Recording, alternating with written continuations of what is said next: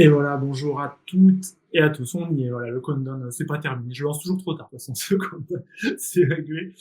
J'espère que vous allez bien. Tiens, je vais me mettre en plein écran. Je suis très content de vous retrouver sur ce nouvel épisode des démos de Street Press, des formations de Street Press. J'ai mis ma tête bien au bon endroit. C'est quand même mieux.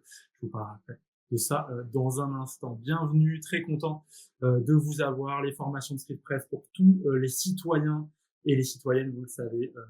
C'est vraiment de vous proposer ça au maximum et d'en profiter tous ensemble. Hein, tous ensemble. Voilà, je vois que le son marche, tout est bon.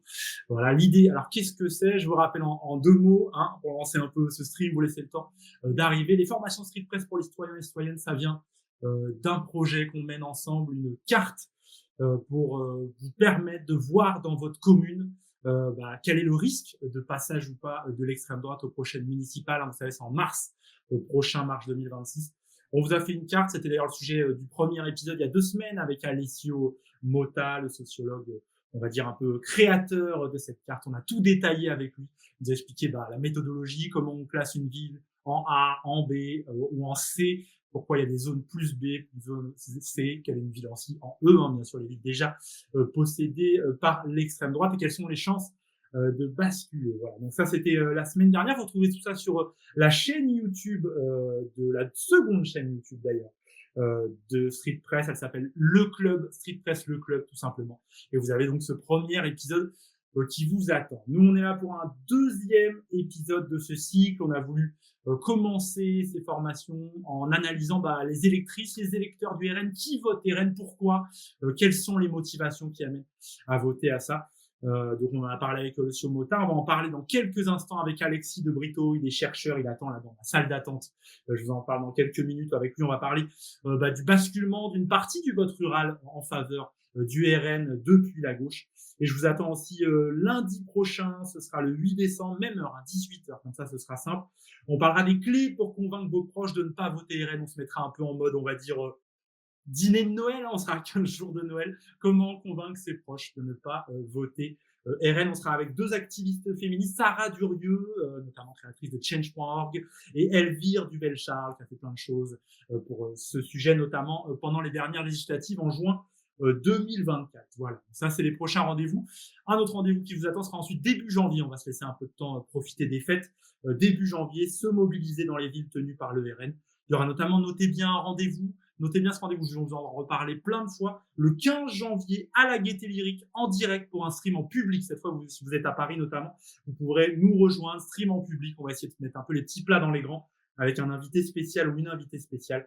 On en reparle tranquillement. En attendant, vous n'hésitez pas, hein, ces formations, elles se construisent aussi avec vous. C'est vraiment l'idée, elles se construisent tous ensemble. Du coup, moi, j'ai plein d'idées d'invités, plein de sujets, l'écologie et le RN, les questions féministes. Il y a vraiment plein de sujets qu'on va évoquer. On a quasiment jusqu'au municipal et peut-être un peu après, parce qu'après, il y a un truc qui s'appelle les présidentielles qui s'annoncent pour réfléchir tous ensemble à ça. Donc voilà, si vous avez des idées de sujets, vous n'hésitez pas à vous m'envoyer un mail, martin@streetpress.com. C'est simple, martin@streetpress.com. On construit ça ensemble, on va vous proposer plein de choses durant ces prochains mois et semaines. Allez, avant d'accueillir mon invité, je vous rappelle une dernière chose très importante, peut-être la plus importante, c'est notre campagne de dons. Hein. Street Press est en campagne de dons, on est en campagne de dons jusqu'à début janvier. On veut 12 000 abonnés, vous voyez, pour continuer à avancer ensemble et à vous proposer tous ces contenus. Le but, c'est vraiment de renverser la bataille culturelle contre l'extrême droite. On a mis plein de propositions. Voilà, d'abord, tout simplement, passer 2026, ce serait bien. Vous avez vu, aujourd'hui, on est 6 683. Il faut qu'on soit 7 500 donateurs réguliers pour passer 2026. Ensuite, on vous promet plein de choses. On est en train de préparer un livre sur l'extrême droite radicale, une adaptation de notre format Cartofaf que vous connaissez peut-être. On va aussi former des journalistes et des citoyens. Ce qu'on est en train de faire ici, vos dons financent aussi ce projet de formation pour les citoyens et citoyennes. Et si ça marche encore mieux, on a des idées de documentaires, on a aussi des idées de tournées dans les villes d'extrême droite avec des alliés de taille pour renverser un peu cette bataille culturelle d'ici les municipales et d'ici la présidentielle. Vous allez sur le site soutenir.streetpress.com. Petit bonus sympa, hein, tous les dons sont défiscalisés à 66%. Ça, c'est plutôt cool parce qu'on est reconnu d'intérêt général. 10 € par mois, ça vous coûte seulement 4,40 € après impôt. Ça fait quand même plaisir, c'est toujours cool de penser à ça. Voilà, on a vraiment besoin de vous pour continuer. Vous avez toutes les infos, vous allez sur le site de Street Press. On vous donne tout, vous avez les infos. Mathieu Mollard, notre prêt chef, vous explique pourquoi il faut donner à Street Press et vous pourrez suivre ça tranquillement. Allez, nous, on va rentrer dans ce premier épisode. Je vais accueillir mon invité. Je vais cliquer pour le faire sortir de la salle d'attente et apparaître avec vous. Il apparaît là sur le côté. On va lui donner beaucoup de plaisir. Bonjour Alexis de Brito, bonjour. Bonsoir. Salut Martin, bonsoir à toutes et tous. Vous m'entendez, c'est bon? Bonsoir. Merci, on t'entend très très bien, ouais, c'est parfait. Merci beaucoup d'être avec nous. On avait vraiment envie d'être avec toi ce soir. Il y a 2 semaines, on a pris le temps de faire un peu le tour de cette carte interactive des municipales que je montrais il y a un petit instant. Là, je vais la remontrer un petit peu. On a vu un peu les chiffres, on va dire, les statistiques. Où est-ce que le RN est fort? Quels sont les risques au municipal? Je rappelle que le replay est sur YouTube, n'hésitez pas. Aujourd'hui, on avait envie, moi pour la deuxième fois, on a parlé chiffres, je voulais mettre des gens, hein, parce que finalement, les chiffres c'est important, mais les gens, c'est le plus important, c'est ceux qui votent. Place à l'humain, du coup, pour ce second épisode, en particulier ceux qui vivent en milieu rural, c'est ton sujet. Alexis, tu bosses là-dessus. En particulier, tu es doctorant en sciences politiques à l'université Paris-Panthéon-Sorbonne, tu es membre du Centre européen de sociologie et de sciences politiques. Alors, merci beaucoup d'être là. Tu termines actuellement une thèse. Alors, je donne le titre de la thèse, tu dis si je me plante, je l'ai recopié. Tu termines une thèse sur le rapport au travail et le rapport de classe comme matrice des politisations populaires dans un espace rural à dominante viticole. C'est ça, j'ai bon? Ouais, t'as bon, enfin, c'est un titre que j'ai trouvé il y a un moment déjà, mais il va changer. Là, c'était un titre provisoire, mais c'est Ouais. toujours un peu l'idée, ouais. Je vais préciser Ok. ça après. Bon, moi, j'habite dans l'Hérault, donc j'ai l'impression que je vais te croiser à chaque coin de rue, un peu. Hein, Ah? c'est complètement dans mon milieu. La dominante viticole, elle est tout autour de moi. Oui, c'est vrai, c'est vrai. Je la vois très très bien. Alors on va d'abord parler ensemble d'une chose qui nous amène, ce qui fait que je t'ai contacté. D'abord c'est le conseil d'un sociologue qui s'appelle Félicien Faury, qu'on avait contacté, que vous connaissez peut-être, qui a sorti un livre sur les électeurs et électrices du RN. N'hésitez pas à aller le voir, il s'appelle Ces gens-là, il est très intéressant. Et il m'a dit mais tu devrais en parler avec Alexis, et notamment parce qu'Alexis a sorti un article que je vais mettre en grand comme ça, on va le voir en bien, et après je vous remettrai la tête d'Alexis. Cet article s'appelle du vote de gauche au vote RN, les effets politiques des trajectoires ouvrières dans une Syrie rurale, article hyper intéressant. C'est sorti donc en 2025 hein, sur la nouvelle revue du travail. Vous pouvez aller le voir, je vous ai mis sur le site hein, toutes les informations et tous les liens vers ça. On va en parler, ça va être un peu la base de notre discussion, cet article. Avant de te lancer dans une première question, Alexis, je vais saluer un peu les gens du chat. Ils sont là. Il y a Vanessa qui est là, il y a Bertie, il y a Miller, il y a Jeanne, il y a Thibaut. Merci à tous d'être là, n'hésitez pas. Voilà, on cherche, d'ailleurs, il y en a quelqu'un qui cherche le lien. Ah bah, ça a été mis par Vanessa. Voilà, comme ça, vous êtes directement dedans. N'hésitez pas à nous rejoindre. Vous posez toutes vos questions. On va le relayer au fur et à mesure à Alexis. Bon, il y répond, bien sûr, dans la mesure de ses capacités. Hein, savoir dire qu'on ne sait pas, c'est déjà une grande qualité. Mais en tout cas, vous n'hésitez pas à poser vos questions. Alexis, peut-être on va venir à cet article là, que je fais un peu défiler, du vote de gauche au vote RN, effet politique et trajectoire ouvrière. Peut-être la question la plus simple d'abord, on peut présenter un peu cet article. C'est quoi la genèse de cet article? Comment il est venu et pourquoi tu as décidé de le proposer à la Nouvelle Revue du Travail, qui est une revue scientifique? Ouais, merci Martin pour ta présentation. Ouais, il y a pas mal de trucs à falloir que je précise, notamment parce qu'en fait, l'article en lui-même et le titre de l'article peut être un peu trompeur, en laissant penser que dans cette série, la plupart des trajectoires auraient conduit à ce type de bifurcation électorale, alors que pas du tout en fait. Mais pour en venir sur la genèse de ce papier, c'est un papier dont les matériaux datent un peu, parce qu'en fait, la plupart des matériaux datent de mon enquête de master en 2018-2019 et des premiers entretiens en fait que j'ai fait en master avec les ouvriers, des ouvriers d'un milieu que je connais bien puisque c'est là où j'ai grandi. Et en fait, j'ai grandi dans un espace donc viticole. Je vais éviter d'en dire trop parce que je sais pas encore à quel point je vais anonymiser mon terrain, mais disons que c'est dans le quart nord-est, centre-est de la France. Et donc, c'est une zone viticole dynamique. Donc, c'est pas un espace rural en déclin comme certains collègues enquêtent. Par exemple, Benoît Coquart, qui a enquêté sur des zones rurales en déclin. Là, c'est un espace rural qui est dynamique. Où il y a peu de chômage, peu d'immigration. Et donc moi, j'ai grandi dans cet espace-là. J'ai grandi en plus, enfin, c'est un espace qui est très clivé entre d'un côté des villages viticoles qui sont ancrés à droite de longue date en fait, depuis que les viticulteurs du coin sont enrichis, hein, d'ailleurs. Heu et puis, des villages plutôt populaires où il y a beaucoup d'ouvriers, et qui votaient plutôt à gauche jusqu'en 2017, où c'est désormais le RN qui devient majoritaire dans la plupart de ces villages, plutôt populaires. Et donc moi, voilà, j'ai grandi dans ces villages en étant un peu intrigué par ces évolutions. Comment se fait-il que, dans ces villages, ce soit désormais le RN qui l'emporte alors que ça votait à gauche auparavant? Et Mmh. donc voilà, donc j'ai commencé mon enquête en master en 2018, sur les ouvriers, d'une scierie. En fait, cette scierie, j'ai une bonne partie j'ai beaucoup de membres de ma famille qui y sont passés et qui ont travaillé. Donc des membres de ma famille élargie, des parents de copains d'enfance, et cetera. Et donc voilà, donc pour Simao, c'est un mec que je connaissais déjà, notamment de la Ouais. salle de sport. Et donc voilà. Même si, ça a été difficile de négocier des entretiens, on pourrait y revenir. Ouais. Je précise, hein, Hem, Simao, c'est un des 2 personnages, on va dire, ouais, c'est principaux de ça, ton article. On va en parler après, on va le détailler son histoire. c'est ça. Voilà, c'est ça. L'article, il porte sur les trajectoires de 2 ouvriers. Et justement, en fait, sur la quinzaine, ouais, j'ai dû rencontrer une quinzaine d'ouvriers de cette scierie avec qui j'ai fait des entretiens approfondis et répétés la plupart du temps. Et c'est les 2 seuls, hein, qui sont passés de la gauche au RN. Donc c'est pas, OK. voilà, c'est pas un Mais c'est pas un mouvement c'est de masse pas dans la Syrie? alors non, voilà, c'est ça. A priori, c'est pas un mouvement de masse. En tout cas, moi, sur la quinzaine que j'ai rencontrée, c'est pas un mouvement de masse. Hem, les profils en général des gens que j'ai rencontrés sont assez, représentatifs pour le coup, de ce qu'on sait Mmh. des électeurs RN.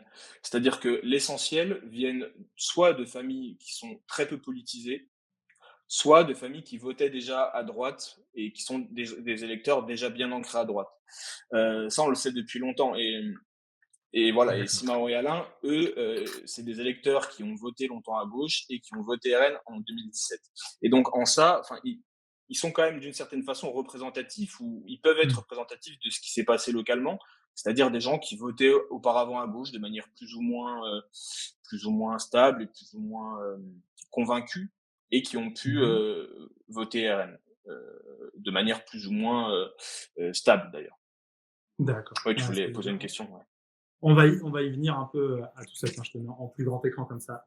On voit bien, vous n'hésitez pas à aller voir l'article, hein, je vous ai mis le lien, sur le site, sur notre chat, n'hésitez pas. Si, dans notre chat un peu privé, on a une discussion avec Alexis, le lien vers le chat, si jamais tu veux voir les questions directement, je te les relais, mais c'est toujours Ok, utile si ok. jamais tu veux t'emparer d'une question. Du coup, on a réglé un petit problème technique d'accès à la vidéo, c'est bon pour tout le monde, ça c'est top. N'hésitez pas à faire remonter tout ça, hein, on est en train d'améliorer le process au fur et à mesure, et n'hésitez pas à avoir, c'est trop cool d'avoir vos retours à chaque fois. Voilà, bonjour à Yann, bonjour à Anonymous 65 1337, j'adore ces noms un peu techniques, toujours très très bien. Alexis, du coup, lien personnel avec ce sujet. Dans l'article, ça parle d'une ville moyenne, Marmont, Longy, etc. C'est des noms que tu as changés pour Oui. protéger, on va dire, tes sources. C'est pas journalistique, moi je suis journaliste, je vais dire source, mais en tout cas, le but quand même, c'est de pas s'attacher à un lieu, de pas pointer un lieu, c'est d'essayer d'un peu d'en faire un exemple.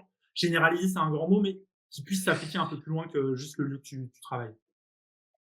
Ouais, c'est ça, mais alors, l'anonymisation, c'est surtout aussi pour préserver mes enquêtés, et voilà, pour préserver leur anonymat et pour préserver l'anonymat des villes. Et en fait, ce qui compte, c'est pas tant, moi, je fais des enquêtes, qualitatives, c'est-à-dire qu'en fait, j'enquête sur des trajectoires, et ces trajectoires, elles disent quelque chose, des processus sociologiques et politiques qui traversent, le corps social, en fait, tu vois?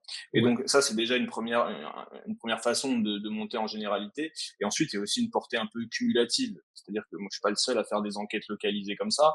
Tu as parlé de Félicien Faury, il y a Benoît Coquart, on est plusieurs à travailler sur, même pas à travailler sur le vote RN, parce que d'ailleurs, il faut que je précise, d'emblée, je suis pas spécialiste du vote RN, et mon objet, moi, c'est pas le vote RN. Mmh. C'est les formes de socialisation politique dans les classes populaires, et qu'est-ce Mmh. qui produit des clivages politiques dans les classes populaires. Et en fait, oui, aujourd'hui, ça profite au RN dans une grande mesure, parce qu'on va pas. Alors, il faut tempérer un peu. Le vote RN est très fort dans les classes populaires, Mmh. mais les classes populaires sont un électorat, sont des électorats qui s'abstiennent beaucoup. C'est ça. Le premier En parti des premier classes lieu, populaires, c'est l'abstention. voilà, on peut dire ça. Mais il est vrai que ce sont certaines parties des classes populaires, parce que les classes populaires sont pas un ensemble homogène, loin de là. Et certaines parties des classes populaires sont de plus en plus attirées par le vote RN. Donc moi, j'essaie de savoir pourquoi, mais j'essaie aussi de comprendre donc qu'est-ce qui a changé par rapport aux années 70. Dans les années 70, on avait à peu près 70% des ouvriers qui votaient. Mmh. Il faut encore le préciser, hein, qui votaient pour des partis de gauche. D'accord. Aujourd'hui, on donne à peu près, alors je voudrais pas raconter de bêtises, mais je crois qu'aux dernières élections, c'était vraiment fort. C'était quelque chose comme 50 et quelques pourcents des ouvriers qui ont voté pour le RN, un peu plus de 50%, je crois. Mmh. Mais rapporté à l'abstention, enfin voilà, ça fait à peu près 30%, je crois, des Mmh. ouvriers français d'ailleurs qui ont le droit de vote, parce qu'on considère jamais, enfin on prend jamais en compte les ouvriers qui n'ont pas le droit de vote, etc. Donc voilà, ça fait à peu près 30% des ouvriers aujourd'hui qui voteraient pour le RN. Donc c'est assez important, mais alors d'ailleurs, il faut que je précise encore tout de suite un petit point sociologique sur ces électorats. Mmh. Proportionnellement, les ouvriers, on en parle beaucoup parce que c'est une grande classe sociale Oui, qu'on se et, représente et qui a beaucoup derrière. connu, Il y a un voilà, personnage. c'est Mmh. ça, c'est ça, et même numériquement, je veux dire, c'est une classe sociale Mmh. numériquement importante. Mais proportionnellement, les petits patrons, les artisans, les commerçants, plus encore les forces de l'ordre, votent plus pour le RN que les classes populaires qui sont, comme Mmh. je le disais, largement abstentionnistes. Donc voilà, il faut, il Ça, c'est faut un que, vote voilà, historique. donc ouais, enfin ça c'est un des traits historiques du Mmh. vote RN. Mais voilà. Et donc ces trajectoires, il faudrait pas penser, enfin il faudrait pas conclure du titre de l'article qu'il y ait énormément d'ouvriers qui soient passés de la gauche au RN. Mmh.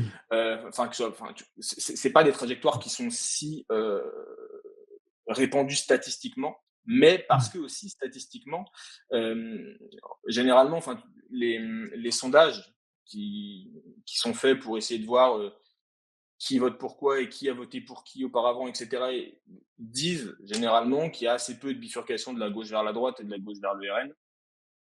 Cependant, ça, il y a aussi des biais, et je pense qu'on a un peu jusque-là sous-estimé le nombre d'électeurs qui votaient auparavant à gauche, ou plus encore dont les parents votaient à gauche et qui sont passés RN, parce que parfois c'est difficile pour les gens d'admettre qu'ils ont voté à gauche auparavant. Ouais. Et je le dis d'ailleurs dans l'article, mais Simao, moi, le premier entretien que je fais avec lui, il me dit pas qu'il a voté RN en 2017, par exemple. Ouais, il met du temps, il a fallu. Et on va rentrer un peu justement dans l'histoire de ces deux personnes avec qui bah, tu as fait des entretiens. D'abord, je précise, tu as apprécié une enquête qualitative. C'est une enquête Oui, d'entretien. C'est des gens où tu rencontres. Il y a le quantitatif, on fait des questionnaires, etc. On essaie d'avoir une quantité de données à traiter. Il y en a des très voilà. bien. Je pense à l'enquête fracture, par exemple, que le Monde relaie souvent, qui est une enquête où il y a énormément de questionnaires qui sont mis, etc. Mais là, les qualitatifs, l'idée, c'est de rencontrer les gens et de mener des entretiens parfois très longs. Voilà. Ça, c'est mon petit moment licence de sociaux, voilà, vraiment. mais qui sont pratiques. Alors, il y a deux hommes qui servent de fil rouge un peu à ton enquête. Il y a d'autres citations dans l'article, j'en donnerai un petit peu, mais il y a deux hommes, c'est Simao et Alain, surtout Simao qui est le principal. D'abord, est-ce que tu peux nous les présenter, ces deux personnages, et pourquoi on va dire que ces deux témoignages, ils étaient un peu symboliques pour toi de l'hypothèse que tu voulais vérifier? Ouais. Alors, donc déjà, Simao et Alain, ils partagent une condition sociale entre guillemets, ou en tout cas, ils viennent à peu près du même milieu social. C'est des mecs qui ont à peu près le même âge, ils sont à la fin des années 60. Ils viennent tous les deux de familles populaires, c'est-à-dire un père ouvrier, une mère soit qui fait qui alterne entre petits boulots et le foyer, élever les enfants, etc., comme c'était le cas souvent à l'époque. Mmh. Avec la petite subtilité qu'ils n'ont pas tout à fait grandi dans le même milieu social, au sens où Alain, il a grandi dans les quartiers populaires d'une petite ville, donc que j'ai appelé Marmont, qui fait à peu près je voudrais pas dire de bêtises, mais 50 000, 60 000 habitants. Donc c'est une petite ville de campagne, c'est quand même une ville moyenne. Et donc lui, il a grandi dans les quartiers populaires, avec probablement un peu plus de mixité. Et Simao, il a grandi dans un village viticole où il y a beaucoup d'immigrés italiens et portugais qui se sont implantés dans les années 60-70, dont sa famille, dont la mienne. C'est aussi comme ça que je suis rentré sur le terrain. C'est que mon père a grandi avec Simao et avec beaucoup de Portugais et d'Italiens dans ce petit village, où ces mecs-là ont vécu des formes de mépris de classe assez hardcore qui ont forger un peu leur vision du monde. Parce que moi, voilà, Mmh. moi je m'intéresse vraiment aux visions du monde et pas juste au vote, et comment en fait leur expérience, leur trajectoire sociale et leur trajectoire professionnelle ont façonné leur vision du monde et leur conscience politique. Mmh. Quels schèmes, quelles dispositions, quelles idées ils ont intériorisées au fil de leur trajectoire. Et donc l'autre trait qui les qui font que qui sont Caractérise? Ouais. comparables. Voilà, c'est ça. C'est que donc ils sont tous les 2 entrés, dans cette Syrie, pas tout à fait au même moment. Simao, il est rentré dans les années 80, à 18 ans, 20 ans, donc à la fin des années 80, et Alain, il est rentré quelques années après. Mais en fait, parmi mes enquêtés, c'est les 2 seuls qui sont passés d'un atelier à l'autre. Donc à la base, la Syrie, c'est un atelier où tu as une chaîne de production où on coupe des gros troncs d'arbres, pour le dire de manière ultra vulgarisée. On coupe des troncs Mmh. d'arbres et on en fait des planches ou des traverses de chemin de fer. Donc Ouais, des c'est ça. Ils espèces de fabriquaient des traverses de chemin de fer. C'était voilà, c'est un ça. grand truc. Mmh. Donc des traverses de chemin de fer, ça fait plusieurs mètres de long et ça pèse 100 kilos. Mmh. Peut-être je m'arrête sur la Donc Syrie un instant. C'est un lieu de travail particulier dans ce milieu, qui est plutôt un milieu agricole, viticole. Quand on travaille dans la Syrie, c'est vraiment un lieu qui est un peu spécial dans cet espace. alors c'est ouais, c'est une bonne question. Alors c'est pas la seule usine du coin en fait. Justement, c'est ce que je D'accord. disais tout à l'heure, c'est qu'en fait, Mmh. c'est un milieu quand même assez, alors donc c'est situé entre 2 petites villes. Donc au sud, Mmh. Marmont qui fait à peu près 60 000 habitants, qui est une ville plutôt industrielle, qui était plutôt à gauche, qui vote encore d'ailleurs plutôt à gauche aujourd'hui. Et au nord, Marmont qui fait à peu près 20 000 habitants, qui est vraiment une ville viticole très ancrée à droite. Et mon terrain, il fait voilà, disons que c'est les 40 kilomètres entre ces 2 petites villes et tous les petits villages, voilà, qui sont parsemés. Et donc la Syrie, elle est entre les 2, et il y a plusieurs usines, mais disons que la Syrie, elle était caractérisée aussi par, enfin, c'est un peu particulier parce que c'est une des seules boîtes, localement, donc c'est une PME, il y a à peu près 80 salariés. Mmh. C'est une des seules boîtes où s'est implantée une petite cellule syndicale dans les années 90, où il y a eu des Ouais, on grèves va en parler, ouais. parce Mmh. que les conditions de travail étaient, abominables. Et voilà, donc on pourra y revenir. Mais donc pour en revenir à ce qui les À rassemble, c'est Simao et qu'eux, ils Alain, sont ouais. passés d'un atelier à l'autre. Donc après, dans les années 80, il y a un autre atelier qui s'est construit face, à l'obsolescence de la traverse en chemin de fer, qui a été remplacée par des traverses en béton petit à petit. Mmh. Ils ont construit un autre atelier parqueterie. Et en fait, enfin, ça s'est pas fait du jour au lendemain, mais ils ont commencé à, enfin, ils ont été transférés en parqueterie pas tout à fait au même moment. Alain à la fin des années 90 et Simao dans les années 2000.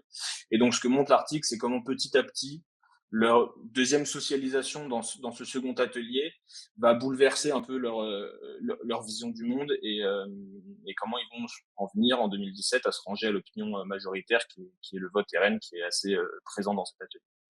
Ouais, on va voir comment ce passage de l'un à l'autre a vraiment tout changé pour eux. Très rapidement pour terminer un peu de les dépeindre, c'est jamais facile d'être, exhaustif. Ouais. C'est pas des gens qui sont, dans des grosses difficultés financières et cetera, c'est pas des gens riches du tout, mais c'est des gens qui ont trouvé une forme de stabilité, voire un peu d'évolution sociale légère, en arrivant dans ces métiers, notamment grâce à leur BTS et CAP et cetera. Ils viennent de milieux très populaires et un premier diplôme les a amenés, à ça et du coup, ils sont plutôt d'une sorte de petite, classe moyenne, je sais pas comment le dire?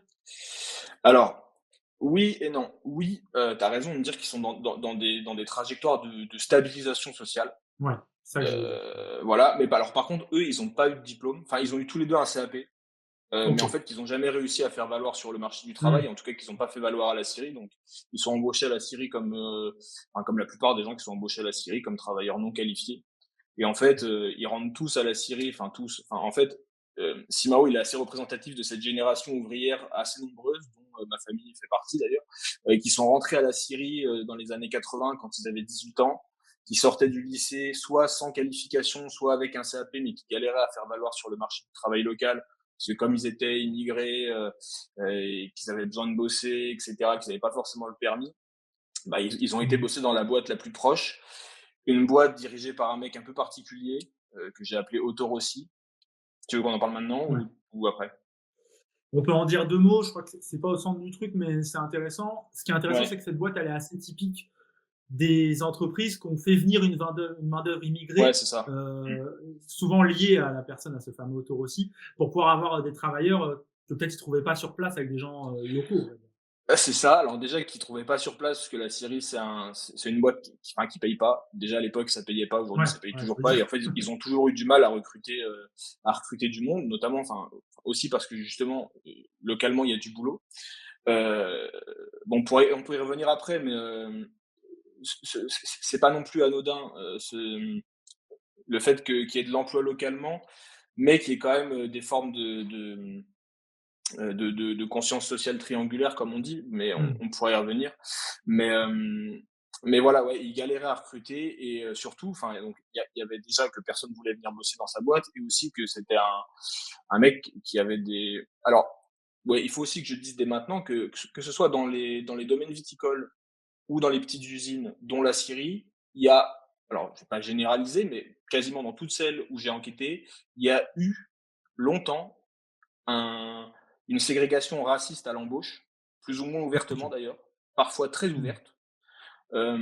J'ai plein d'anecdotes, hein, qui datent même de ces dernières années, hein, où tu as des patrons qui vont dire à leurs ouvriers: «Ah regarde, les CV que j'ai reçus, c'est un arabe, c'est mort, il vient pas travailler chez nous» ou «Ah bah tiens, regarde l'intérimaire qui va venir, c'est un arabe, on va lui en faire, baver» et cetera.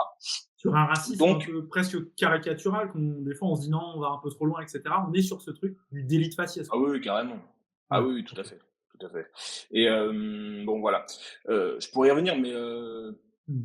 enfin, j'ai un enquêté qui bosse dans un domaine viticole qui dit très bien, ici, paradoxalement, le racisme, ça rassemble, tu vois? Mmh. On voit ça aussi assez bien chez Félicien Faury, mais ce même enquêté, donc il bosse dans un domaine viticole et il m'a dit: «Tu sais, ici, il y a pas que les ouvriers qui sont racistes, hein, les patrons sont tout autant racistes» et en fait, avec les ouvriers, ils se retrouvent autour de ça, tu vois? D'une certaine Ouais, c'est façon. l'ennemi commun un peu, ça fait un lien parce qu'on a quelqu'un à désigner, ouais, c'est assez classique. C'est ça Mmh. et dans des boîtes où beaucoup de gens travaillent avec leur patron, parfois sont potes avec leur patron, faudrait pas penser,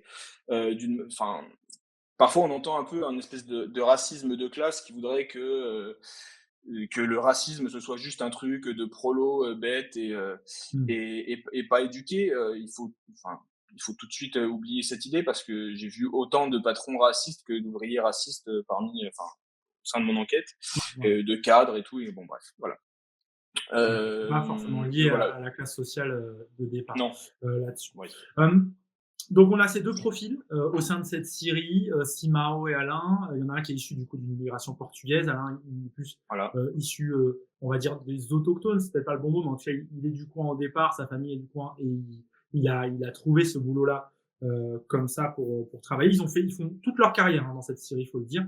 Ils y passent un temps. Au départ, c'est 2 profils qui votent à gauche, en partie pour des raisons familiales, mais aussi parce que dans les années 90, à la Syrie, c'est un lieu de travail, difficile. C'est un métier dur, hein, difficile. Ça crée forcément une forte solidarité, ne serait-ce que porter ces fameuses travées dont on a parlé. Il faut être 4 ou 5 à les porter en même temps. Ça crée forcément un lien. Tout ça est bien sûr à la chaîne, en flux tendu. Et il y a une forte solidarité entre travailleurs, encadrée par un représentant syndical. Alors, je vais en parler. Tu l'as nommé Torreta. C'est un délégué Ouais. force ouvrière. Là, j'ai une question d'Odervas qui est venue. Est-ce que le problème du RN, c'est pas aussi corrélé à l'affaiblissement des syndicats? Tu vas voir, Odervas, qu'on rentre vraiment dans cette question-là. Je vais juste lire un extrait que tu as choisi de Torreta, c'est en page 6, alors je le retrouve pour pas dire de bêtises, parce qu'il y a plusieurs extraits de tes entretiens que tu as choisi de mettre en exergue, de mettre en avant. Donc là, c'est Simao qui parle de Torreta. Il dit, donc ce fameux délégué syndical, il est comme Mélenchon, il dit plein de trucs très bien où tu te dis, mais oui, en fait, il a raison. À l'époque, il nous ouvrait les yeux sur des trucs qu'on ne voyait pas. Oubliez pas qu'il y a ça, ça, ça et ça. C'est pour ça que Simao, il l'aime bien. Il dit qu'il l'aime bien, il sort des arguments et il dit qu'il a du courage, qu'il c'est le seul qui a le courage d'aller s'opposer au patron, de dire ben voilà, là on n'est pas d'accord, on va s'organiser. Donc c'est presque une figure qui est vachement respectée, notamment par Simao et y compris par Alain. Hum, Ce personnage, en quoi il est marqueur de les avoir ancrés à gauche au début de leur carrière dans la Syrie, ce côté et ce rôle intermédiaire qu'il occupe forcément dont on va parler. Exactement, ouais. Alors en quoi, le rôle de Torreta en fait, c'est pas que le rôle de Torreta, mais je pense que Oui, bien Torreta, sûr. il a eu i enfin, d'ailleurs, je le vois encore aujourd'hui parmi les échos que j'ai de l'atelier Syrie, parce que Torreta, donc, il a fait toute sa vie à l'atelier Syrie, il a fait toute sa vie à l'empilage, même si c'est Mmh. un quasi permanent syndical et qu'il est souvent, enfin, il a réussi à s'investir dans le syndicat Force ouvrière Mmh. et donc à la base, déjà, c'était l'implantation de cette petite section syndicale dans cette Syrie était complètement improbable parce que, comme vous vous en doutez, là, le fameux Otto Rossi, alors Otto Rossi, pour vous le dire clairement, on me l'a présenté comme un fasciste et pas D'accord. uniquement ses ouvriers, mais même C'est son, unifié comme un ça de ses par les gens que successeurs. tu as enquêté. Ouais, ouais, et même un de Mmh. ses successeurs qui a été directeur de la Syrie après lui, enfin, il Mmh. m'a clairement dit oui, c'était un fasciste, il se revendiquait de Mussolini, etc. Donc vous vous D'accord. doutez bien que c'est un mec, Ah, pour c'est lui, le magique. syndicalisme, enfin, certains m'ont dit, certains ouvriers me disaient, enfin, quand on a fait la grève, c'était comme si on avait tué un membre de sa famille. OK. Ouais, Et donc c'est voilà. un truc très Donc dur. voilà, mais il y avait un affrontement très dur entre Torretta qui est un immigré. Alors il y a ça aussi parce que Rossi était pas seulement raciste des gens issus de l'immigration nord-africaine et des Français, parce que s'il recrutait pas de Français, c'est aussi parce qu'il considérait que les Français n'étaient pas assez travailleurs, etc. Mmh. Mais il vient du En nord fait, de l'Italie, hein, aussi. voilà, il vient du nord de l'Italie et Torretta, il a aussi mangé un racisme interne à l'Italie parce que Torretta venait du sud de l'Italie Mmh. et qu'il avait certainement déjà à l'époque des dispositions un peu contestataires. Voilà, et donc à l'époque, tous ces mecs-là bossaient dans des conditions de travail déplorables, avec Rossi sur le dos, qui les insultait, qui mettait des coups de pied dans leurs palettes s'ils les trouvaient mal empilées, etc. Et donc Torretta, ça a été un des seuls à lui tenir tête ouvertement, et puis ensuite à monter cette petite section syndicale et même à imposer une grève avec quelques autres. Il Mmh. n'était pas tout seul, mais disons que c'est le seul qui s'est vraiment investi dans le syndicalisme et qui a vraiment intériorisé des dispositions culturelles. Voilà, Mmh. il a vraiment été socialisé par le syndicalisme. Voilà, et donc Torretta, il contribuait à incarner déjà euh, une forme voilà, de contestation. Alors, Mmh. tu t'en parleras peut-être après, mais il y a une autre citation à la fin de l'article, je crois, qui parle également de Torretta, où Simao dit Le Pen, c'est la seule qui me faisait penser à Torretta. Oui, au sens elle dit les Donc, choses. Il dit elle dit les choses cash voilà, comme c'est lui. ça. Ah bon, ouais. Voilà, c'est ça, ouais.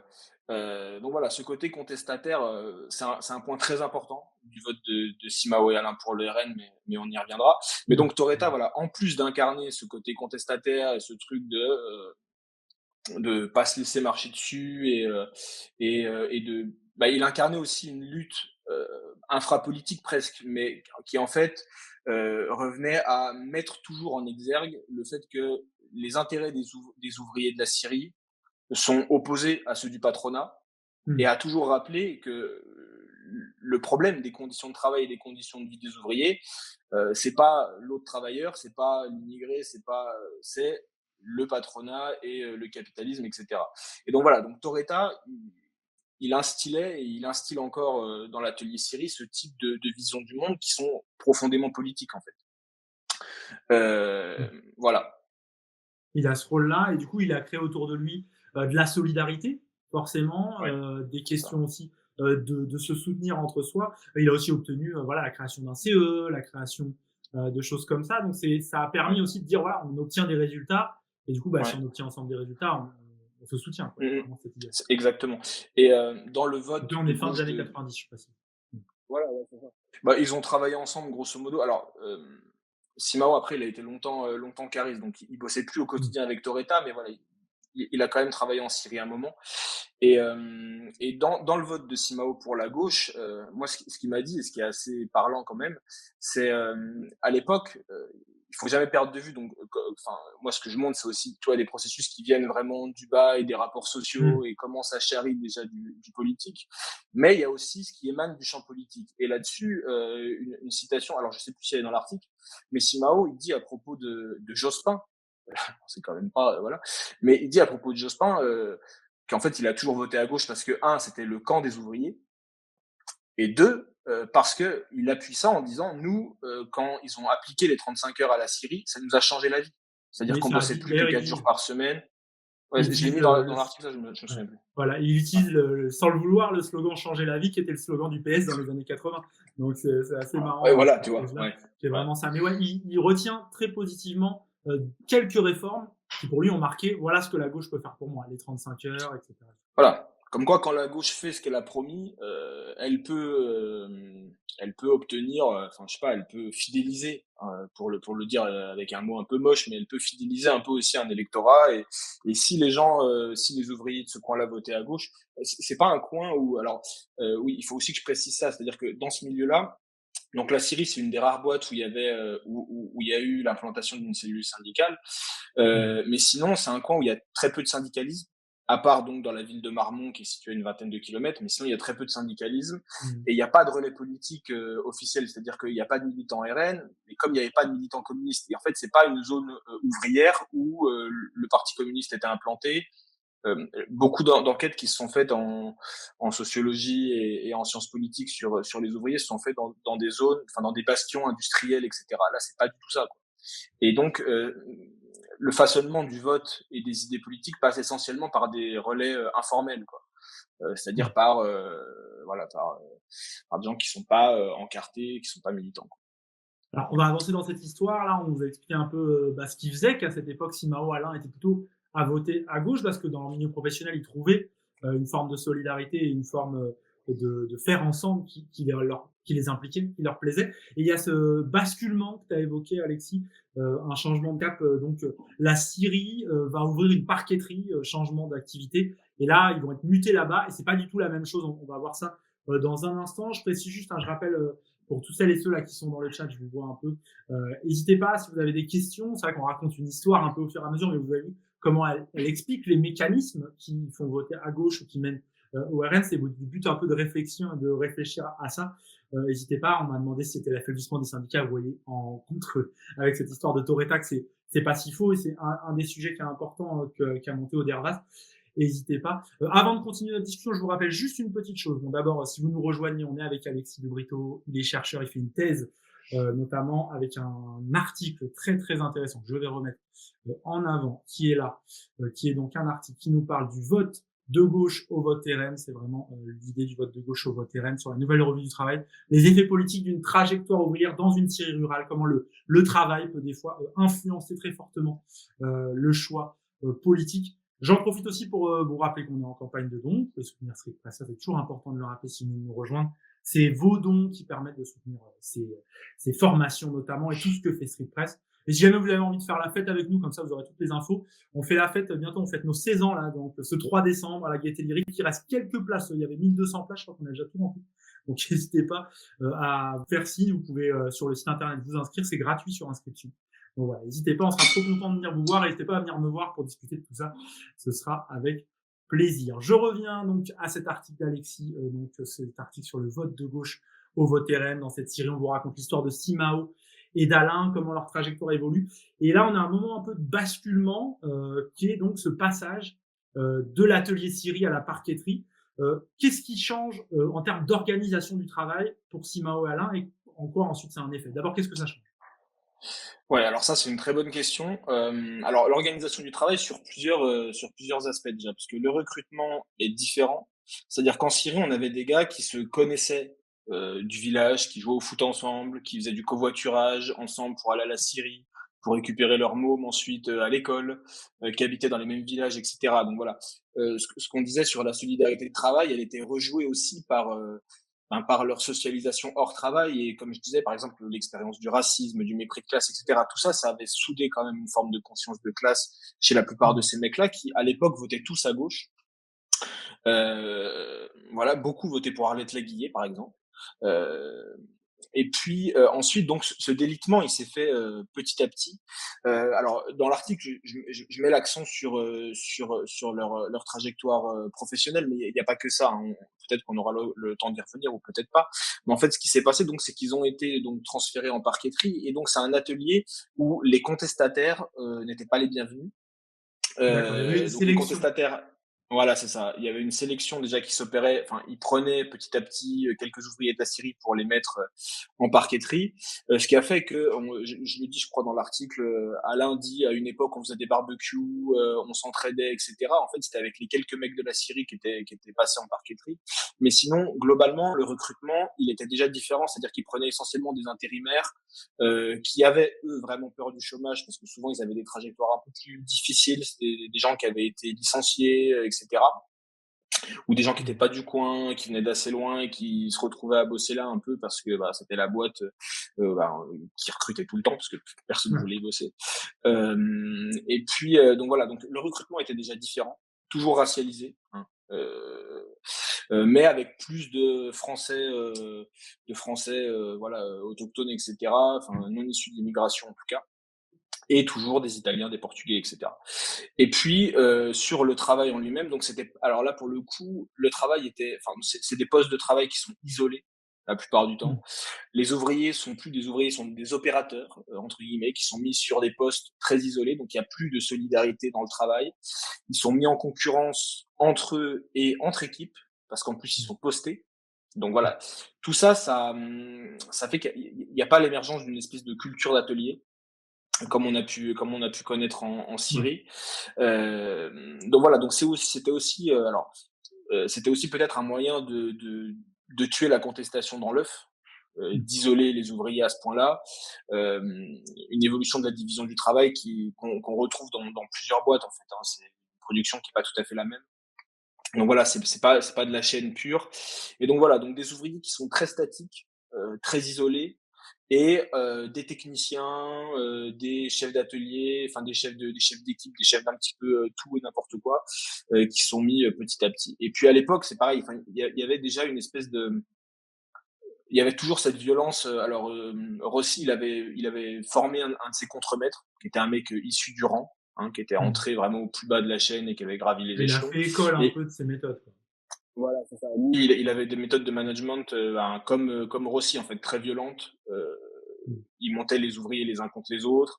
Il n'hésitait pas à leur mettre des coups de pression, à les insulter, même parfois à les bousculer. Voilà, donc en fait, la conflictualité, elle c'est un peu donc déjà une forme d'individualisation ou de solidarité à petits rayons, c'est-à-dire c'est des petites concurrences. On voit ça aussi très bien chez Benoît Coquart à propos des jeunes dans les mondes ruraux, c'est-à-dire dans les mondes ruraux, c'est un peu la galère où il y a peu d'emplois. Les gens sont mis en concurrence pour l'emploi, donc c'est nous avant les autres.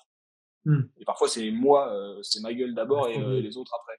oui, c'est plus Mais difficile de voilà, faire masse, de revendiquer et de s'organiser ah en bah là petits c'est, il y a oui, plein de voilà, c'est petites, ça. on est atomisé, c'est vraiment l'idée, c'est vraiment de C'est ça, on est chacun. atomisé et les ouvriers sont mis en concurrence entre eux. C'est-à-dire que c'est des Mmh. concurrences internes aux classes populaires.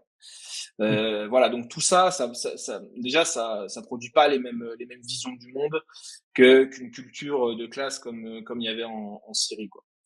Mmh. Et Et voilà. et comment ça a permis de voir émerger parce que c'est à ce moment-là, notamment, que Simao et Alain commencent à basculer vers le choix du vote RN. Ils le font à partir de 2017, en gros, peu à peu, au fur et à mesure des années. Comment ça a fait émerger, d'autres manières de voir le monde et d'autres manières de discuter, des choix politiques et des décisions politiques au sein de l'entreprise? Ouais. Alors là, il y a 2 choses qui sont très intéressantes. La première, c'est l'évolution des leaders d'opinion, des gens qui ont une parole politique qui peut porter, un peu comme Torreta en Syrie. Au sein des équipes. OK. Voilà, c'est ça, dans le travail, mais aussi en dehors. Ça, c'est un point sur lequel il faudra revenir, mais je peux pas j'ai pas la place d'en parler dans l'article et Ouais. puis là, on aura peut-être pas le temps d'y revenir.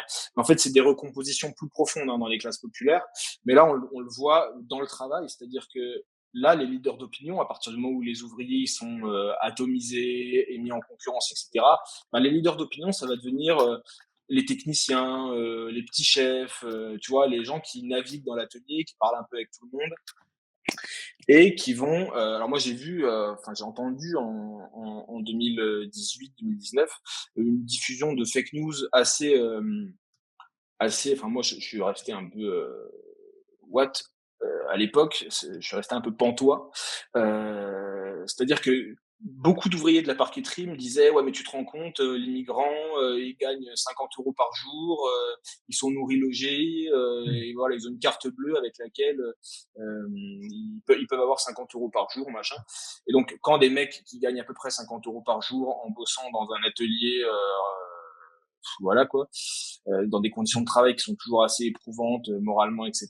Bon, voilà. Et en fait, ces fake news, je me suis rendu compte qu'elles étaient diffusées essentiellement par les petits chefs et par les techniciens, qui étaient des gens qui venaient plutôt de milieux bien à droite, genre un ancien militaire, genre un fils de routier qui votait Rennes, enfin qui votait Jean-Marie Le Pen, enfin voilà, des gens D'accord. certains avec qui j'ai fait des entretiens et voilà, qui viennent vraiment pour le coup des classes populaires de droite. Mmh. très conservatrice, très réactionnaire, etc. Du Pas coup, ils très sont biberonnés politisée, à ces mais médias-là, ils sont, c'est voilà, pas c'est ça. forcément un truc qu'ils organisent de faire exprès, de dire on va intoxiquer les autres, mais eux, Ah c'est non, leur non, pas source du tout. d'information. Et du coup, elles vont les. Exactement. Mmh. Exactement. Et à l'époque, c'était des fake news qui venaient de F de souche et qui se diffusaient Mmh. sur Facebook et après qui se diffusaient à l'atelier justement parce que ces techniciens et ces petits chefs, voilà, discutaient de ça un peu avec tout le monde, quoi. Parce que c'est les seuls qui Ouais. bougeaient dans l'atelier et qui parlaient avec un peu.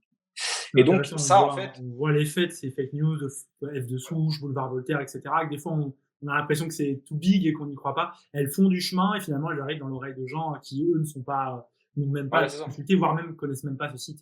Ouais. Exactement, exactement. Et Mmh. c'est difficile pour les sociologues, les politistes d'enquêter sur les pratiques médiatiques parce qu'en fait, il faudrait qu'on soit derrière les gens toute la Ouais. journée, qu'on voit Pour voir ce qu'ils si consomment, comment ils etc. scrollent. Voilà, c'est ça. Et puis on sait que l'influence des médias, c'est pas le modèle de la seringue hypodermique. C'est-à-dire que les médias te mettent pas des trucs. Enfin, tu vois, ce qui compte en premier lieu, c'est les gens dans ton entourage qui vont diffuser des informations. Et c'est comme ça que les gens vont se les approprier, en fait. Et donc ça, c'est un bon exemple. Et donc l'autre point important qui va participer de ce basculement dans les années 2015-2017, c'est que euh, il va y avoir une arrivée de plus en plus importante de travailleurs immigrés dans l'atelier Syrie, donc dans l'atelier d'en face, avec les anciens, les contestataires, les grandes gueules, etc., comme Toretta, euh, face au fait que la main-d'œuvre à la Syrie, elle est vieillissante. Hein, c'est essentiellement des mecs de cette génération, en fait, aujourd'hui, qui sont nés dans les années 60, qui ont fait toute leur carrière là-bas, mais du coup, qui partent en traite petit à petit. Et donc, comme Mmh. ils ont beaucoup de mal à embaucher des gens du coin pour venir travailler à la Syrie, ben, ils embauchent, enfin, ils élargissent en fait leur cercle de recrutement et ils ont un peu arrêté avec leur politique raciste de recrutement, au moins en Syrie, parce qu'en parqueterie, il n'y a toujours pas de gens issus de l'immigration D'accord. d'Afrique du Nord ou d'Afrique subsaharienne. Mais en Syrie, donc, ils ont recruté quelques personnes issues de l'immigration et quelques réfugiés, etc. Et ça, en fait, donc ça a produit l'autre effet pervers. Donc avant, c'était un peu, enfin, je te parlais du double effet pervers, un peu du chômage dans ce milieu-là. Ouais. C'est-à-dire que d'un Tu mets en côté, il y a concurrence. pas, voilà, mais d'un côté, en fait, il y a très peu de chômage. Donc les mecs se disaient, notamment parce qu'en fait, il y avait une politique raciste de recrutement dans leur boîte et que en fait, quand des mecs issus de l'immigration voulaient venir bosser, on leur disait que non. Parfois parce que ça allait mal se passer avec les mecs qui bossaient déjà là-bas ou quoi. Mais donc ça produisait l'idée sur laquelle le RN peut capitaliser, sur laquelle les immigrés veulent pas travailler, que du boulot il y en a, qu'on peut s'en sortir quand on travaille, etc. Mmh.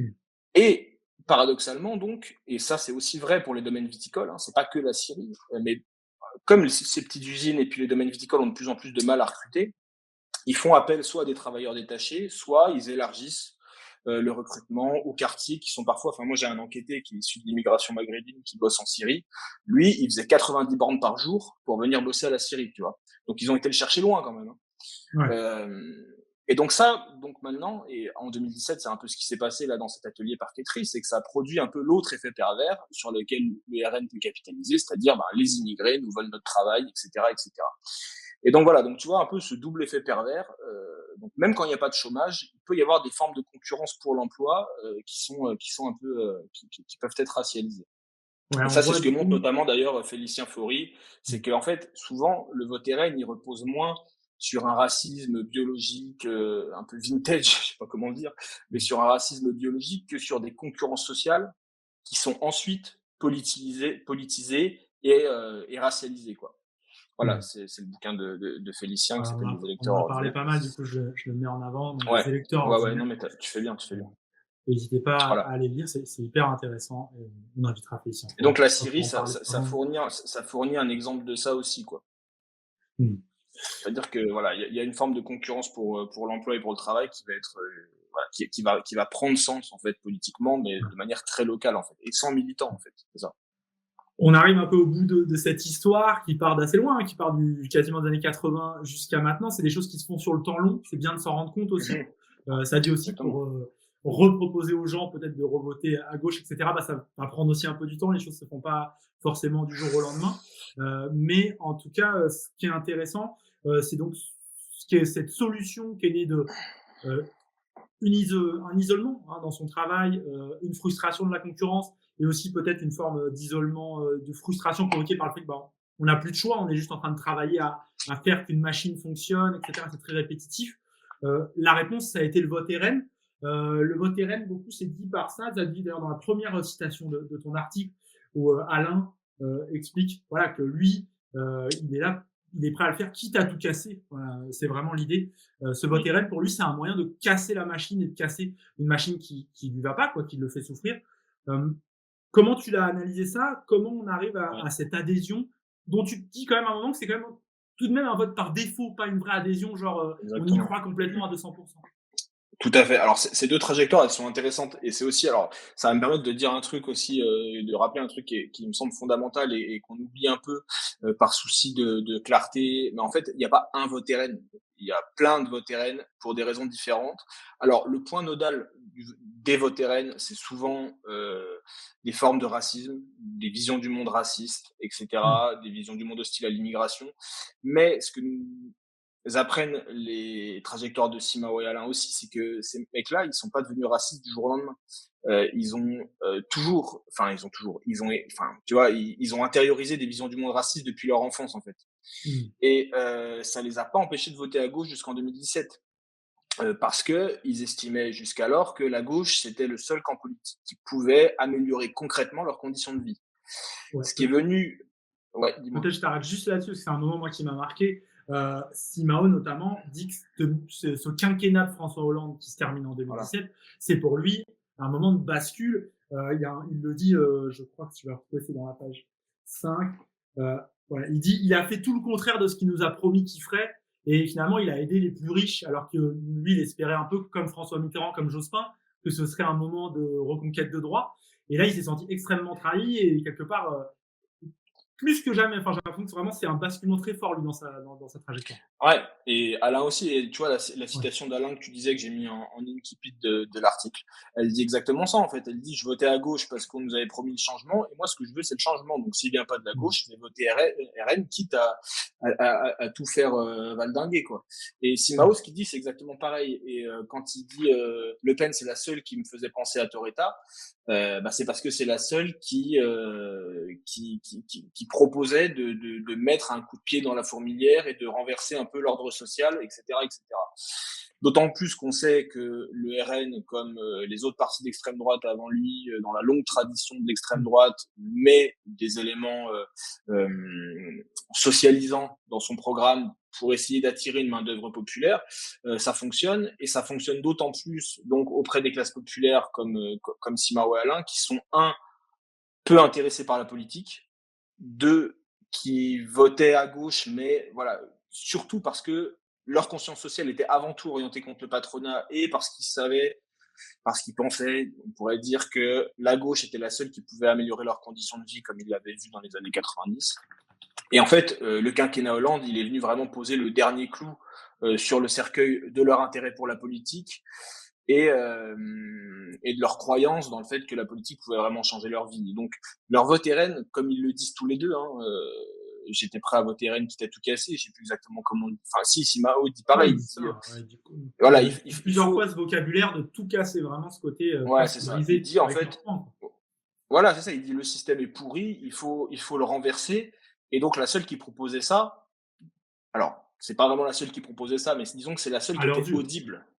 Mmh. Ben, non, c'est surtout que c'était la seule qui était relayée Mmh. dans leur groupe d'appartenance, dans les médias Mmh, qui d'accord. consultaient, etc. Et Ouais. d'ailleurs, Simao, à la fin des deux derniers entretiens que j'ai fait avec lui en 2019 et 2023, il m'a dit ouais, merde, j'aurais peut-être dû voter Mélenchon. Tu vois. C'est vrai, Donc, tu ça dis qu'à montre. chaque fois, il a regretté de ne pas Ah avoir ouais. voté Mélenchon. On va en parler dans un instant, parce que tu parles d'un vote caché peut-être pour la gauche, mais continue ton raisonnement d'abord. Voilà. Non, mais voilà, c'est là où j'allais en venir. Et il me faut insister parce que la France insoumise, qui est, alors bon, qui est un parti hautement diabolisé par les médias, etc., mais qui était le parti le mieux placé à gauche, et Mélenchon a beaucoup ressassé, qu'il lui manquait peu de voix, il lui manquait 600 000 voix, et pourtant depuis, assez paradoxalement, il s'évertue à ne parler qu'aux classes populaires des mondes urbains. Mmh. Enfin, il faut vraiment que la gauche entende que parmi ces 600 000 voix, c'est vrai que Mélenchon a échoué de peu à être au second tour de la dernière présidentielle. Bah, il y a des mecs comme Simao et Alain, tu vois, qui auraient pu voter à gauche, mais qui l'ont pas fait parce que, la gauche leur parle peut-être pas assez fort, hein, tu vois. Et surtout, et c'est le vrai problème de la gauche, c'est qu'elle n'est pas assez relayée dans ces milieux sociaux-là, en fait. C'est que Ouais. ces mecs-là, ils ont plus tellement de personnes dans leur entourage qui votent à gauche et que les médias qu'ils consomment leur vendent une vision vraiment diabolisée de la gauche, quoi. Donc c'est vraiment le problème structurel de la gauche de plus avoir de relais, alors que Mmh. l'extrême droite a des relais informels qui Qui sont sont pas très forcément forts. issus des classes populaires. C'est Mmh. ça le truc aussi. Et ça, on le voit un peu en filigrane aussi chez Benoît Coquart. C'est-à-dire que parfois, Mmh. c'est des mecs. Enfin, moi, j'en ai un qui me dit, comme dit mon patron, s'il était moins taxé, il pourrait me payer plus. Tu vois. Bah, parfois, les relais du vote RN, c'est aussi le petit patronat, c'est aussi les forces de l'ordre. Un Ouais. pote de Simao et voisin de Baqueux, il me racontait, ouais, bah tiens, mes voisins, ils me racontaient que, tu vois. Et donc, Mmh. aujourd'hui, la gauche a perdu pied dans les classes populaires Ouais. rurales. Et c'est pas pour autant qu'elle a perdu définitivement les classes populaires rurales. Mmh. C'est vrai que c'est un tour de force du RN. Là, j'ai sur le chat, il y a Darva, c'est d'autres qui discutent de ça. Mais le RN, il vote pas contre le patronat. Il réussit à le faire croire. Pourtant, dans toutes ses prises d'engagement, il y a un article du Monde encore très récemment qui parle de son évolution vers le néolibéralisme, vers le plus libéralisme. Et pourtant, il réussit à vendre ça et à vendre ce côté. Nous, on est populaire et on va défendre les classes populaires. Ça, c'est une vraie réussite dans la bataille culturelle de leur part. Exactement. Et alors tout à l'heure, tu parlais des meilleures façons pour enrayer le vote RN. Enfin, je crois que ce sera le sujet de votre prochaine formation. Mais alors ça, vraiment, ça fait partie. Moi, mon enquête, alors du coup, pas celle sur la Syrie, mais celle plutôt. Enfin, après, j'ai élargi mon enquête à d'autres milieux du travail, à d'autres cercles, à d'autres relations d'interconnaissance. Et j'ai pu identifier quand même plusieurs processus qui pouvaient enrayer le vote RN, de gens qui Mmh. hésitaient à voter RN, mais dont certaines personnes de leur entourage, même hyper minoritaires dans leur entourage, ont pu peser suffisamment pour ne pas les faire voter RN. Ouais. Et parmi ces processus et ces intermédiations informelles, il y a le fait de répéter que le RN vote contre l'augmentation du SMIC. Enfin, tu vois, Ouais. appuyer très concrètement sur Des ce faits, que des faits, fait des le. faits, quoi. Voilà, Mmh. c'est ça, des faits. Et parce que justement, comme je le montre à propos de Simao et Alain, ce qui leur a fait voter RN à l'époque, c'est aussi. Enfin, le RN a capitalisé sur ce discours tous pourris, l'UMPS, etc., comme il le disait beaucoup à l'époque. Ça a Mmh. été déterminant dans le fait que Simao et Alain, qui ont l'impression que la politique les prend pour des cons, comme le patron les prend pour des cons, comme tout le monde les prend pour des cons. Enfin, tu vois, il y avait vraiment une portée contestataire dans leur vote. Pas que. En fait, c'est ça le problème aussi de la science politique depuis le début des enquêtes sur le vote RN, c'est que euh, la plupart des chercheurs et des chercheuses, mais essayaient de chercher la variable, tu vois. Ouais, Genre, qu'est-ce qui fait le vote RN? l'explication, la Voilà, panacée un peu qui explique complètement la chose. exactement. Il y a pas Et c'est une seule multifactoriel, quoi. raison au vote RN. Voilà, Ouais. c'est toujours multifactoriel. Il y a plein de votes RN qui sont nourris Mmh. différemment. Euh, Mmh. et voilà. Et donc, ça, c'est un exemple parmi d'autres. Mais il faut que la gauche aussi se remette en question et qu'elle essaye de réfléchir parce qu'elle a sa part de responsabilité là-dedans, Mmh. notamment le On Parti socialiste. on commence à avoir fait un bon tour de cette histoire que tu as tissée, enfin, plus qu'une histoire, c'est la réalité, mais en tout cas de ce travail que tu as tissé autour de Simao et d'Alain et de tous ces travailleurs, d'une Syrie. Je dis travailleurs parce que c'est très majoritairement des hommes, hein, on l'a pas évoqué, mais c'est pas du tout une invisibilisation de ta part, c'est qu'il y a très peu de femmes, hein, dans cette Syrie. Du coup, ton terrain Exactement. touche peu de femmes, c'est bien de le préciser. Quelques Alors, par questions contre, du chat. si je Ouais, peux, vas-y, ouais, vas-y, juste si je peux dire un mot vas-y, sur les rapidement. femmes. Ouais, ouais, très rapidement. Mais donc là, en l'occurrence, sur mon terrain sur la Syrie, effectivement, elles sont peu présentes en ce qui concerne le travail. Mais par contre, les femmes ont un rôle déterminant dans les couples et Mmh. dans l'orientation parfois à gauche du couple. Par exemple, moi, j'ai fait des entretiens avec le frère de Simao d'ailleurs.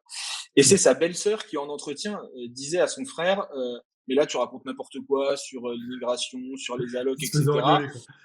Ouais, et les femmes ont un rôle déterminant parfois aussi pour continuer à voter à gauche parce qu'elles sont souvent un peu plus diplômées que les hommes, etc. Et ça, pour le coup, c'est alors un facteur sociologique clé du vote RN depuis les années 80, c'est que c'est avant tout les peu diplômés et surtout les gens qui ont peu de capital culturel ou qui ont une forme d'hostilité à la culture légitime qui vont voter RN. Et ça, Mmh. c'est pas anodin quand même. Mmh. Une ou deux questions du chat, j'ai vu notamment, il y a Simao Sabrosa, bah voilà, c'est encore un Simao qui nous pose une Ah non, question. Simao Sabrosa, je C'est- crois que j'ai la ref, je crois que c'était un joueur de Ah, foot. Hein. c'est Ouais, possible. Ah, je me souviens de Simao, je ouais. sais pas son nom de famille. Si, Voilà. je crois que c'est ça, ouais. Belle ref, belle ref. Super joueur en plus, un milieu de terrain incroyable. Exactement. La question qui demande, c'est est-ce que tu es enquêté il y a des moments de bascule aussi par les événements marquants qu'on a eu, attentats, les émeutes de 2005, les gilets jaunes aussi, je crois, qui sont évoqués, le Covid. Est-ce que c'est des moments qui les font aussi évoluer dans leur pensée, dans leur manière de voir le monde? Alors, je sais pas si tu fais exprès ou pas, mais je sais plus si je l'ai mentionné, mais si Mao à la dernière présidentielle, il avait voté pour Nicolas Dupont-Aignan, Oui. justement parce qu'avec le Covid, il est tombé dans des matrices un peu complotistes qui prenaient Mmh. sens aussi parce que je disais sur sa défiance de la politique, de on nous ment, du tous pourris, etc. Ça a nourri et donc il est vraiment tombé dans une spirale un peu complotiste. Après, sur les attentats, etc., c'est marrant parce que j'ai pu avoir accès à son Facebook et effectivement, il y avait aussi des indices sur Salah Abdeslam, etc. Donc, Mmh. ça a C'est des potentiellement joué chocs, un hein, c'est rôle. des attentats terroristes et c'est forcément des chocs pour tout le Ouais, monde. mais ce qui est plus surprenant, c'est qu'en fait, leur vision du monde raciste, elle s'ancre pas là-dessus. Elles sont Mmh. préexistantes à ça et elles s'ancrent par Mmh. exemple sur les récits de leur père qui bossait dans le bâtiment, sur les concurrences entre Portugais et en fait, enfin, c'est une mise en concurrence qui est structurelle dans le bâtiment. Hein. Ouais. C'est raciste à mort comme division du travail. Et donc ça s'ancre plutôt sur des anecdotes de conflictualité à la con, Mmh.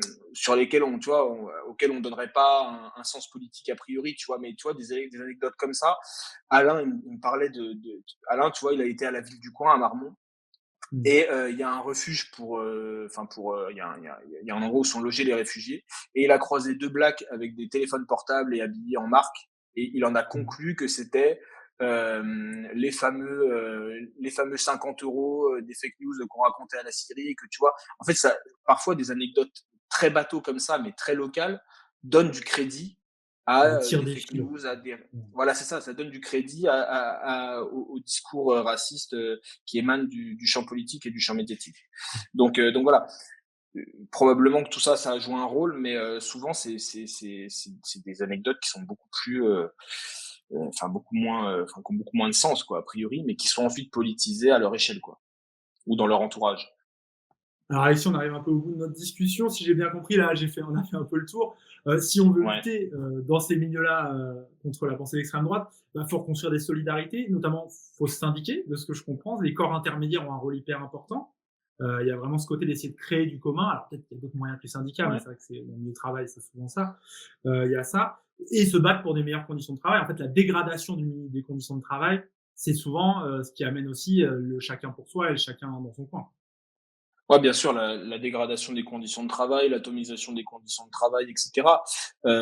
Ça, c'est sûr, ça a joué un rôle. Et sur ce que tu disais sur le syndicat, et pour finir peut-être avec une note un peu plus, avec un peu d'espoir, moi, j'ai pu voir aussi qu'il peut exister, j'allais dire certaines formes de syndicalisme caché, peut-être pas à ce point-là, mais disons que parmi les enquêtés que je vois qui continuent à voter à gauche, il y a aussi parfois une tradition syndicale dans la famille Mmh. qui va s'être transmise sous la forme soit de capital culturel du style un intérêt pour la lecture, un intérêt pour la politique, tu vois, un rapport à la culture qui est très différent de ceux des électeurs FN qui sont vraiment de droite, etc., et qui valorisent avant tout la réussite par le capital économique. Donc j'aurais Mmh. tendance à dire que la meilleure façon de lutter contre l'extrême droite, c'est de transmettre de la culture, et ensuite de transmettre des contre-discours, mais des contre-discours qui ne soient pas moralisants. Tu vois, dire le RN c'est raciste, c'est pas bien, machin. J'ai jamais vu que ça marchait sur personne. Déjà parce que les électeurs RN, la plupart du temps, ne se considèrent pas comme racistes ou se défendent de l'être. Et surtout, voilà, déconstruire, comme je te disais tout à l'heure, par exemple, sur voilà comment vote le RN sur des mesures très concrètes et mettre du sens là-dessus au regard des rapports de domination que vivent les gens. Tu vois, Mmh. genre sur le pouvoir d'achat, sur leurs conditions de travail, sur leur rémunération salariale, sur les rapports de classe qu'ils peuvent vivre au village, etc. Les gens vivent dans les classes populaires, ils vivent des rapports de classe au quotidien, qu'ils soient en ville, Mmh. à la campagne ou dans le périurbain.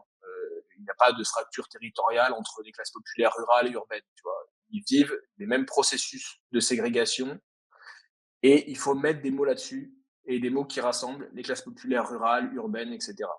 Parfois, J'allais ils vivent finir. même le racisme, hein, d'ailleurs, hein, les classes Ouais. populaires rurales. Tu vois, Simao, il vivait le racisme, hein, concrètement. Donc Oui, voilà, ouais, forcément. Ouais. ils vivent les mêmes J'allais processus, il faut mettre des mots là-dessus. j'allais finir cette question-là.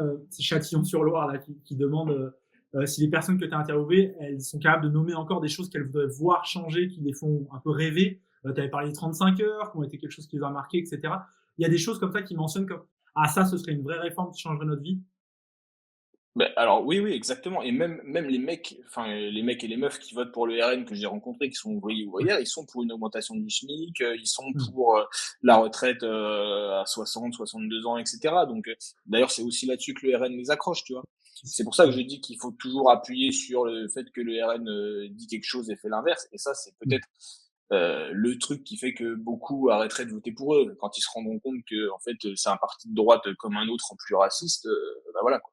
Mais oui, exactement, sur leur salaire, leurs, conditions de travail, leurs conditions de vie, l'accès à la propriété, mine de rien. Ça a fait Ouais. que beaucoup aussi ont préféré Sarkozy à Hollande, parce que Sarkozy a défiscalisé les heures sup, enfin, tu vois, des mesures même de droite Ouais. parfois, mais qui leur ont permis d'avoir de meilleures conditions de vie. En fait, c'est Ouais, la plupart du temps, d'augmenter c'est un tout peu ce le qu'ils demandent, hein. salaire.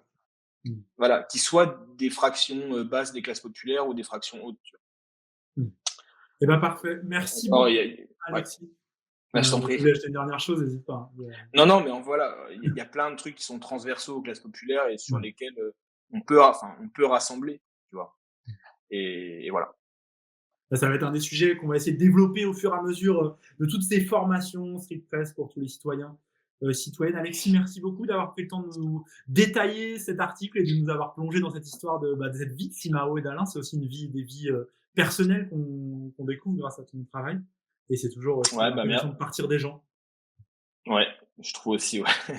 Merci à Voilà, toi Martin, merci au chat, même si j'ai pas pu vous lire, mais voilà, ça a été bah un ouais, donc plaisir en tout cas. ça a été super. Je vois des retours du chat qui me demandent déjà s'il y aura un replay de l'émission. Je réponds à ça. On va essayer de voir pour un replay. En fait, Alexis doit Ouais, demander à ses maîtres de thèse, parce qu'Alexis est encore en thèse, si ça pose pas de problème par rapport à sa thèse. Si c'est validé, on vous mettra le replay, bien sûr, avec grand plaisir. Je vais lui donner la vidéo rapidement pour qu'il puisse faire ça. Mais c'est bien que vous soyez hyper curieux parce que y en a qui peuvent pas être là directement, qui n'ont pas pu tout suivre. Tu termines donc cette thèse, rapport au travail, rapport de classe, matrice de politisation populaire dans l'espace rural à dominante viticole. Alors, plus exactement le titre, mais on est dans le rapport. Quand elle est finie, tu nous fais signe, tu reviens nous voir, forcément. bah, avec plaisir, peut-être en vue des prochaines présidentielles, ça pourra se faire. Normalement, j'aurai fini ou je serai sur la fin, donc voilà. D'accord, bon, on te le souhaite parce qu'on sait que c'est un énorme travail et c'est toujours beaucoup de boulot. Merci d'avoir pris le temps. Je rappelle notre prochain rendez-vous, c'est lundi 8 décembre. Donc lundi prochain, on parlera de convaincre ses proches de ne pas voter RN. On a presque un peu parlé là déjà sur les faits, sur qu'est-ce que vote vraiment le RN. C'est avec Sarah Durieux et Elvire Duvel-Charles. Début janvier aussi, on va se demander comment se mobiliser lorsqu'on vit dans des territoires qui sont déjà dirigés par le RN. Comment on se mobilise dans ces territoires, et souvent c'est des recettes qui sont applicables de manière assez intéressante. Avant de vous quitter, je vous rappelle un truc, tout ça n'est possible que grâce à vous. Hein. Campagne de dons, on est en plein dedans. On a 6 683 donateurs et donatrices mensuels. 12 000, ce serait le top, ça nous permettrait de faire plein de choses. Il y a plein de paliers, et notamment, si on veut continuer à former, il faudrait qu'on soit 9 000 donateurs pour embaucher des milliers de citoyens, les former, et former 300 journalistes. On a un plan pour ça, une formation pour que les journalistes enquêtent mieux sur l'extrême droite. Donc n'hésitez pas à aller voir, vous avez aussi le petit QR code qui est en haut à gauche de mon écran. Donc n'hésitez pas à aller le voir, ça vous permettra de soutenir Street Press. Il y a aussi cette soirée, on vous retrouve mercredi du coup pour fêter ça à la Gaieté Lyrique. C'est les 16 ans de Street Press, hein, déjà pas mal, joli score. 16 ans, donc on fête ça et on profite ensemble. Il y a une grosse programmation, c'est gratuit sur inscription, donc n'hésitez pas à suivre ça. Encore un grand merci Alexis d'avoir été avec nous. À bientôt Merci et à toi bon Martin, courage pour la merci à suite. toutes et tous. À Salut, bientôt. salut à tous. Et Ciao. je vous laisse sur une petite phrase d'Antonio Gramsci, puisqu'on parle de bataille culturelle depuis le début. Hein, l'erreur de la masse consiste à croire trop et à interroger trop peu. Donc voilà, merci d'être là pour vous interroger. Je crois que vous êtes au bon endroit quand vous suivez Street Press. Salut à tous, bonne semaine à vous, à la semaine prochaine.